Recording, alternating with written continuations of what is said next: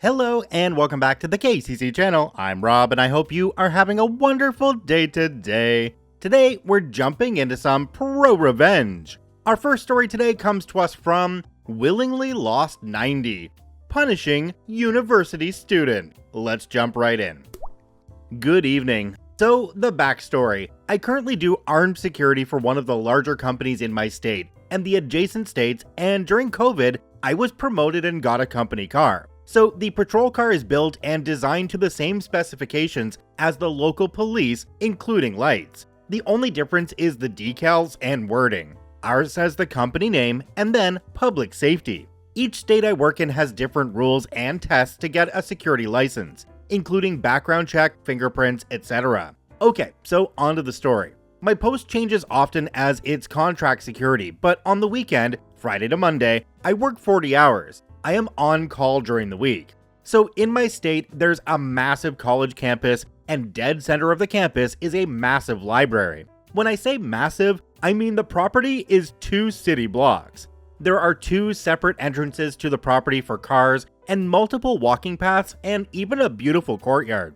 The main gate has 2 lanes, an entrance and an exit, along with a guard shack that is not used currently. It has 2 large, beautiful wrought iron gates that get closed and locked once the staff leave. In front of the guard shack, along with on each gate and 2 signposts, are warnings that this is not university parking. That if you park on the property outside of specified hours, you will be ticketed, your car will be booted, and when we open, you will be towed at your own expense. Behind the library are large dorms with street side parking. There's also a second entrance with same setup, warnings, etc., but no gate as mostly contractors use it. I apologize for all the setup. So recently the library adjusted the hours so they were open an extra hour and started hosting events. They changed all the signs and added a few inside the building. At 1800 hours, the main gate gets locked and secured. The way this is done is not overly effective. You basically drop a bar into a notch so that the gate can't be pushed in or out. But if you really try, you can still get it open by putting stuff under the bar and lifting. It never happened in the entire time I was there until recently. I'm monitoring the cameras and notice a car pulls up to the gate and a guy gets out, pushes on the gate, gets into his car and leaves. No big deal, I flag it on the camera and do a report. About an hour later, the same car pulls up and the guy gets out, goes to his trunk, pulls out a bar, and manages to get the gate open. He pushes the gate open and drives to the parking lot. The main entrance gets locked and secured at close, so I exit the building through the back entrance and proceed to walk to the parking lot to explain that he cannot park there. The guy gets upset, says there's no parking and the gate was already open. And before I can respond, he gets back in and drives away. I relock the door, do another report, and check the camera and get his plate. Fast forward to my next shift the next night and another car pulls up to the gate, gets it open, and pulls in. Once again, I get to the parking lot, explain you cannot park here, and it's not university property.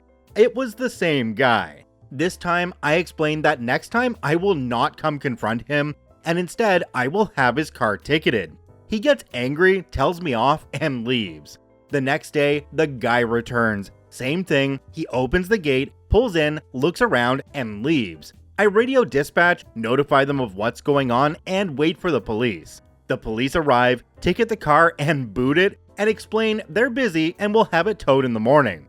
I was not at that post until next weekend. Friday arrives, the car is gone, so I checked the cameras, and he was indeed towed the next morning. I figured it was over. I was wrong.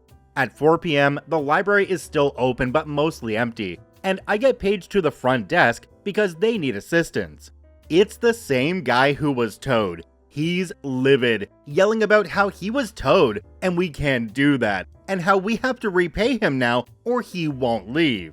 So here's the thing, I'm a big guy, tall and fat. He was maybe 5'3" and tiny, to the point I think the librarian could take him.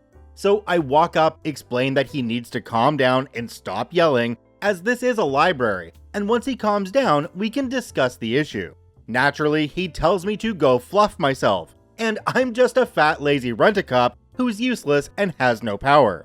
At this point, the library staff is done and they leave the immediate area to help one of the remaining guests check out books. The guy realizes he's not getting anywhere making a scene and says, "I'll be back," and leaves. We all roll our eyes and I stand by the desk staff until we close.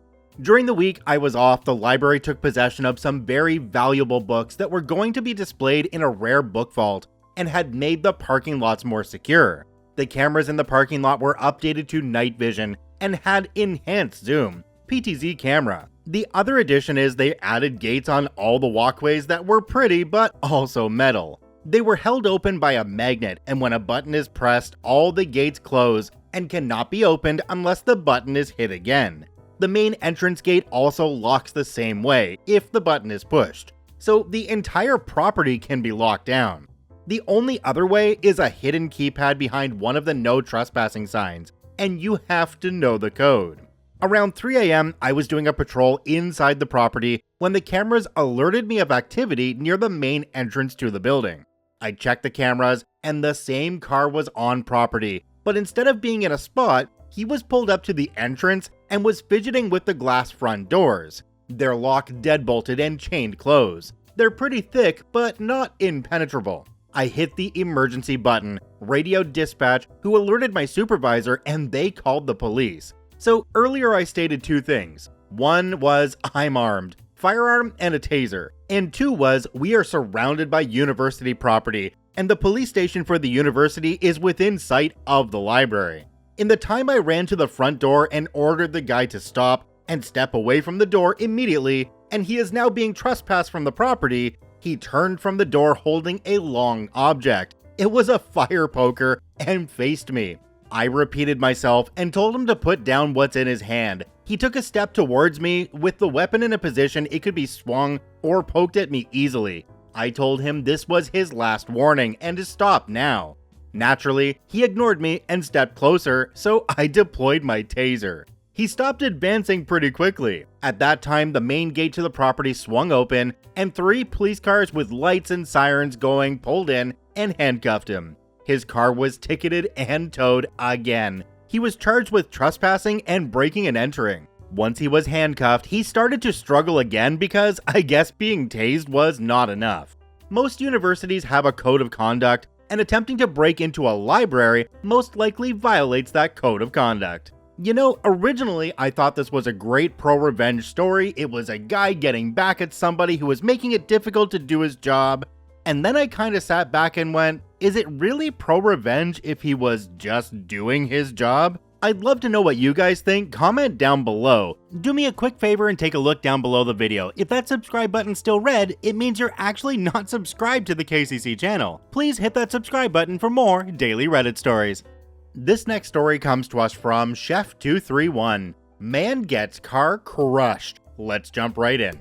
Cast OP me, female 5'11". Bob, my friend store manager. Chief, my boss. Entitled jerk who lost his car. Okay, background. I worked as a firefighter and as an investigator for an independent department. For information, an investigator was the rank of lieutenant and was based out of a large station. 2 engines, 1 newer 110 tower ladder truck, relative later, 1 chief car, and 1 utility truck. Every day the food duties changed from firefighter to firefighter. My chief's turn to cook when this happened. My friend Bob worked as a GM of a small grocery store. There was a long empty space in front of the store marked with the following sign, emergency vehicles only. Enter entitled jerk. He had a nice looking BMW car and always parked in the above spot every week. Bob told entitled jerk that he couldn't park there. I can park wherever I effing want. I make more in a day than you make in a week. My friend calls me complaining about entitled jerk. I agree to go and watch the spot. I get into our utility truck, which had the department decals on the door and a single red light on the dash. I park in the emergency vehicles only spot. As I'm walking in, I hear, "You can't park there, it's my special spot." I turn and look at entitled jerk. "Excuse me?" I ask. "I'm on official duties and can park there." I pointed to the decal on the door. Entitled jerk looks and says, "You can't be a firefighter, you're a girl. Move your truck and leave, C-word." Now, I'm proud of my job. In a department of 2,000, I was one of 5 women in the department. I graduated top of my class. I have a shocked looking expression on my face. I get really pissed off.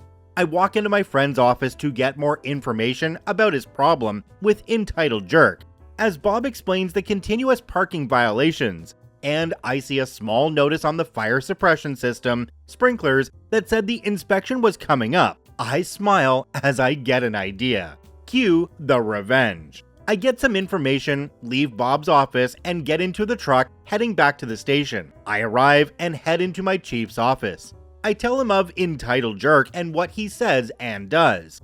Chief is a 6'6", 320-pound Samoan. He sees everyone as family. Chief's face gets bright red. I explain my idea and he gets very happy. He rushes out and calls a station meeting. I lay out the idea. We send out the station to do a fire drill inspection by sending the old truck and one engine to the store. My friend will call the station the next time entitled jerk parks in the fire lane. Skip to 2 weeks later, Bob called the station stating that entitled jerk had just parked. As I am thanking him, I hear his fire alarm go off. I rush and change into my investigator uniform with turnout gear, tell Chief, and send the trucks out. I ride in the Quint. We arrive and I see entitled jerk's car right in the emergency vehicle spot. I radio to have engine 1 pull right in front of entitled jerk's car and the truck to park right beside the driver's side door. I get out and the engineer starts setting up the ladder, which means 4 very large and heavy support struts go down and one crushes the front of his hood. The alarm goes off. The lineman breaks his windows as he runs the large 5-inch draft line from the pump to the standpipes, the fire access to the sprinkler system, through his front seats. I go in to find Bob hurriedly getting people out as the alarm is going off. Entitled jerk runs out of the store, sees his car, and goes ballistic. I radio the police department dispatch and request a few officers to the store as I had a male that was impeding a fire operation. The dispatcher says that they will send a few officers. 3 officers show up and I ask them to follow me. They do when I call out. "Hey, leave my firefighters alone." Entitled jerk turns and sees me. He rushes up screaming that I'll pay for damaging his precious baby, his car. I stop him and tell him that if he didn't leave, that he would be arrested. He gets in my face. "You did this, I'll have your job for this." He then turns, pushing me back. The officers and I rush and tackle entitled jerk to the ground. After they cuff him, I calmly inform entitled jerk that he was under arrest for assault and interference with a fire investigation, and that his car would be towed for parking in a fire lane. I later found out that it was crushed. Entitled jerk got 12 months probation for pushing me and interfering with a fire operation. He also got a fine of $500 for parking, the cost of the tow, and he lost his nice BMW. Moral of this story: don't park where you shouldn't or bad things will happen. Okay, so I'm not a firefighter myself, but I don't think firefighters can arrest people, let alone assist the police with tackling the jerk. I can already see the comment section on this video. Why would you post a bunch of stories that just aren't true? Well, because it encourages you guys to comment, and I look forward to reading them. Check out both OPs linked in the description down below. I thank you for watching. I hope you have a wonderful day, and we'll see you tomorrow.